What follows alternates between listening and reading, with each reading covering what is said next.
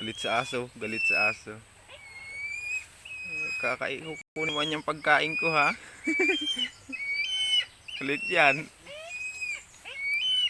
Makagawin na yung pagkain niya. Di atakluban natin.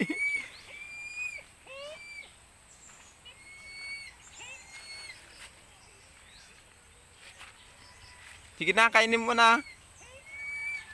Hindi pa niya kayang rabnutin yan. Kaya kakatayin ko pa yan.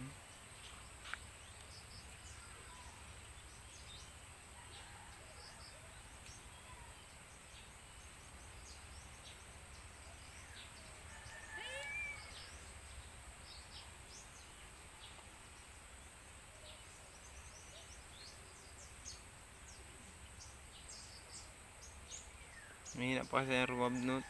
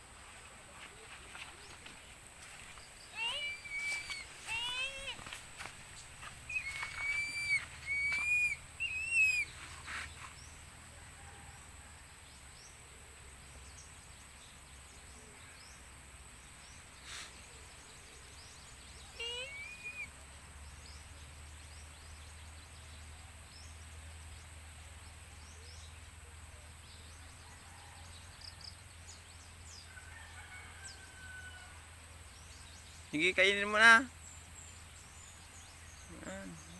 Talas sa mga kuko. Talagang.